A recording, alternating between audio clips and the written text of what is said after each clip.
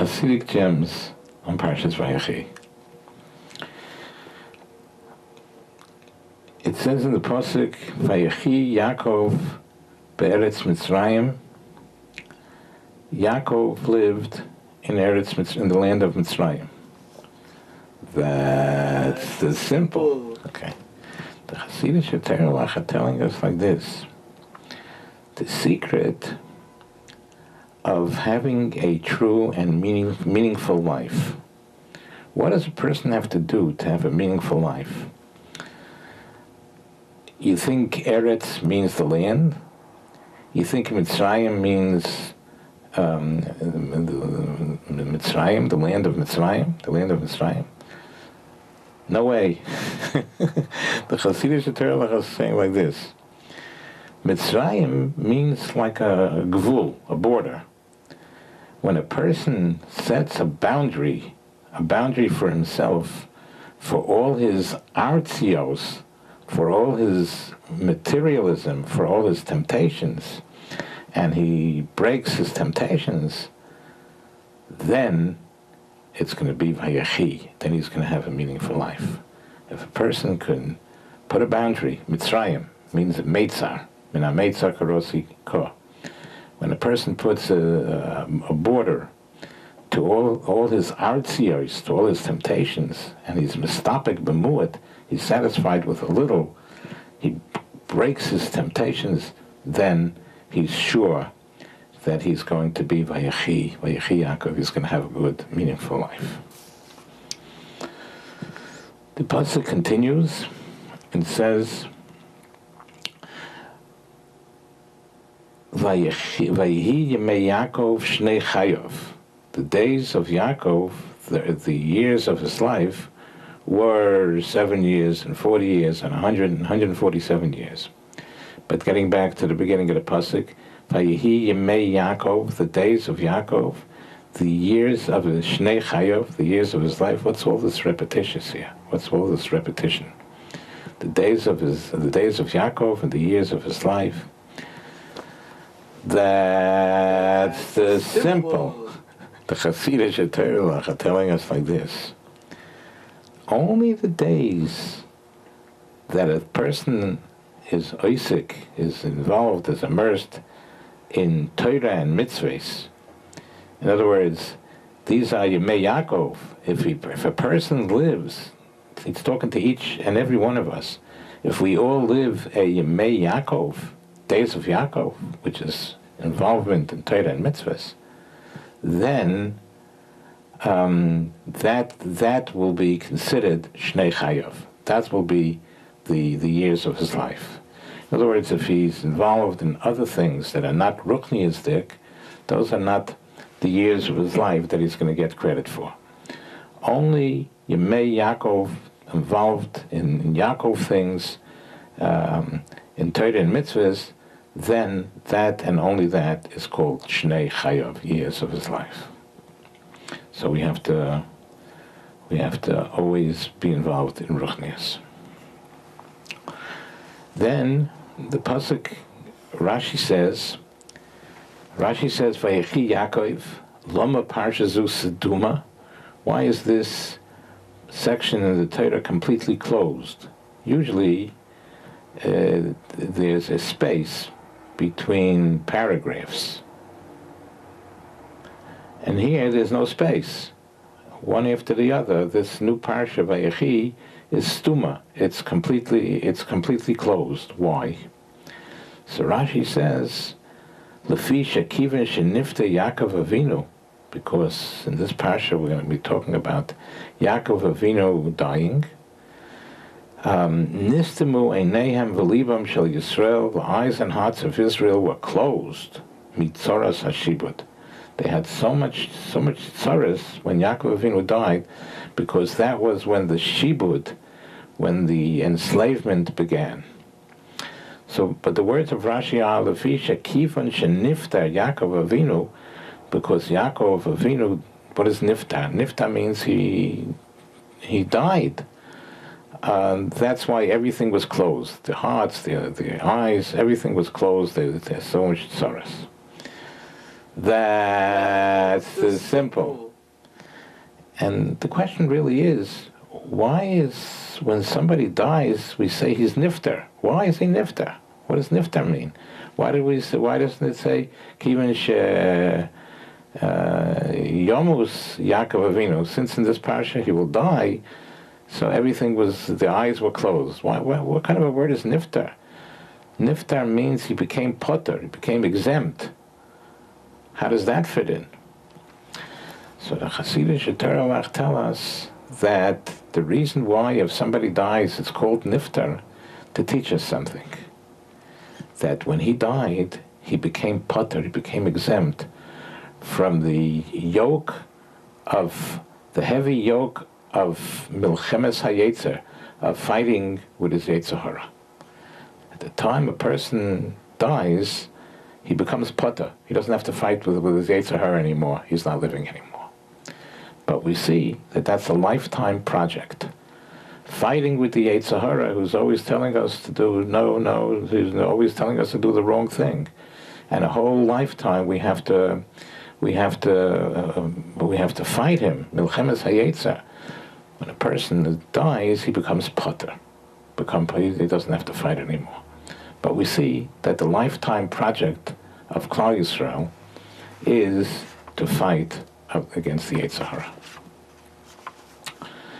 The pasuk continues that Menashe and Ephraim, well, Yosef brought them to Yaakov Avinu to bless them before he died. And Yosef placed Menashe on the right side of Yaakov Avinu to be blessed with his right hand, and Ephraim, who was younger, he placed near Yaakov's left hand. But what happened when it came for the actual blessing? Sikeil es Yodov.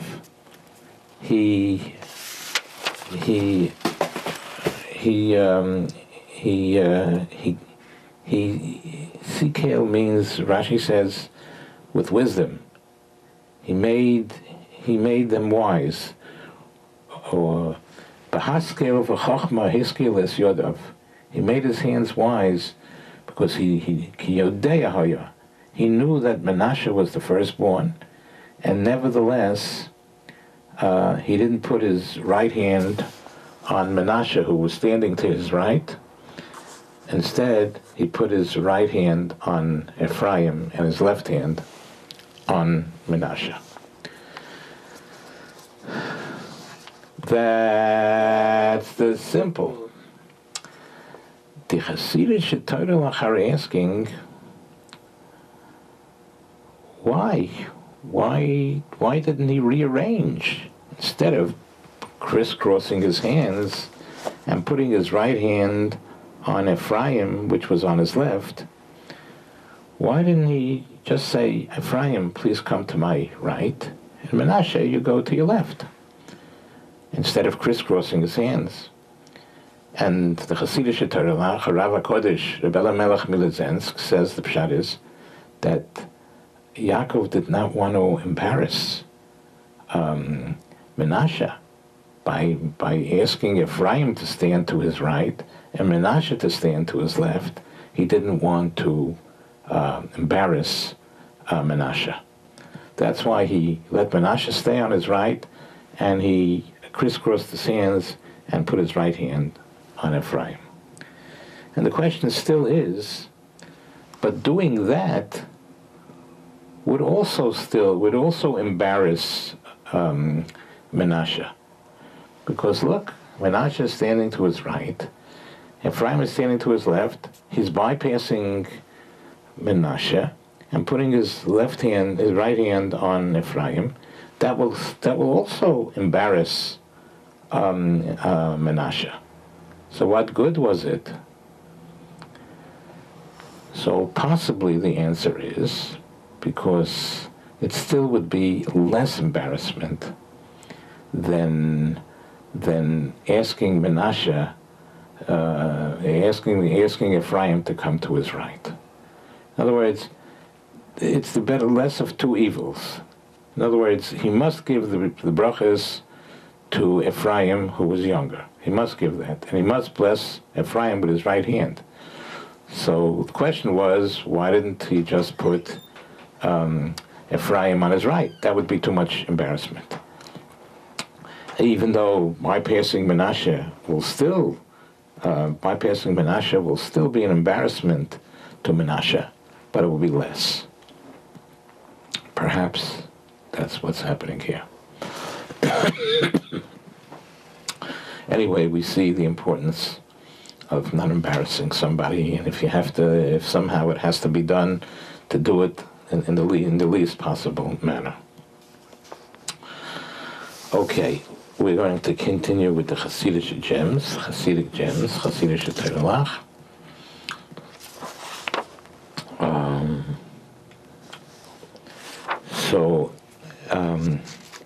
Yosef tried to lift his hands from when Yaakov Avinu put his right hand, and bypassed Menashe, and put his right hand on Ephraim. Yosef said, "No, that's not right, because Menashe is the Bechor. Sim Yamincha al Roshei. Put your right hand on his head." So Yaakov Avinu answered, "Vayemo'ein aviv." He didn't want to change. Yaakov Avinu wanted to leave it that way, where his hands will be bypassing Menashe.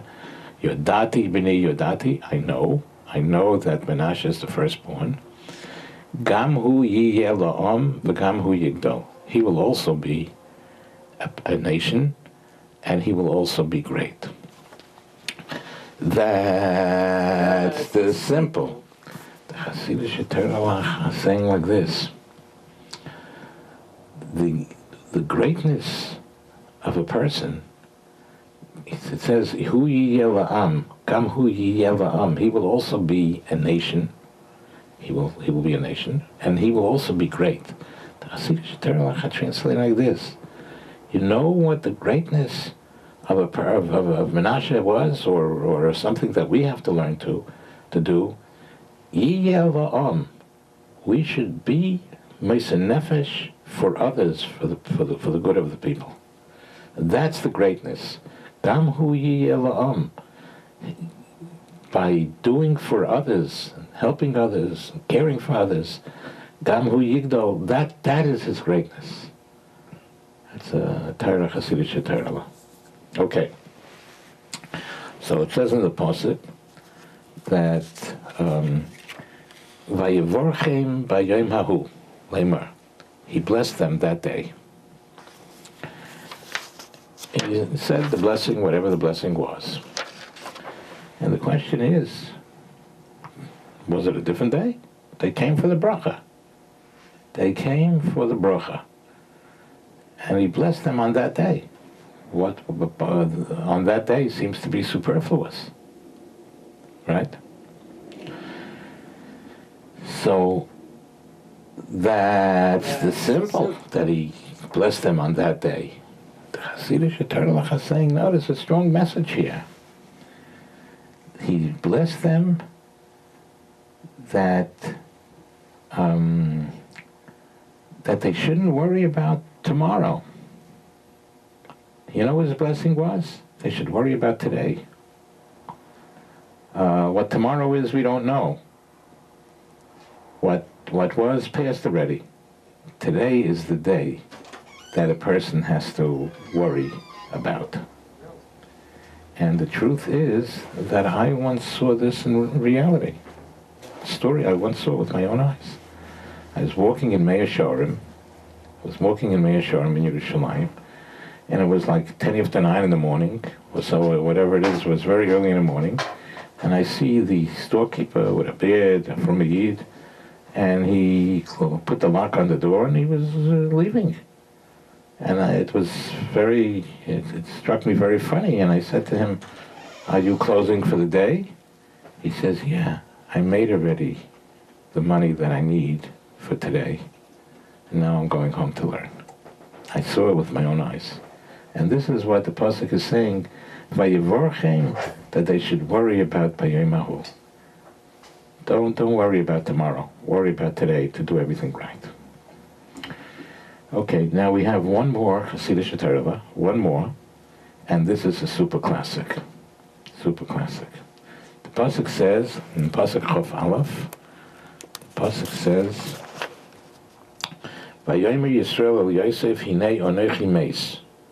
Behold, I am dying. I'm going to die. I'm going to die very soon. V'hoya Elokim imochem. God will be with you, and He will bring you back into the land of your fathers. Vayechi eschem el eretz avosechem. That's the simple. Chassidic Torah are telling us here a very powerful message. That how can we be zeicha, can we be privileged that the Shekhinah should dwell within us?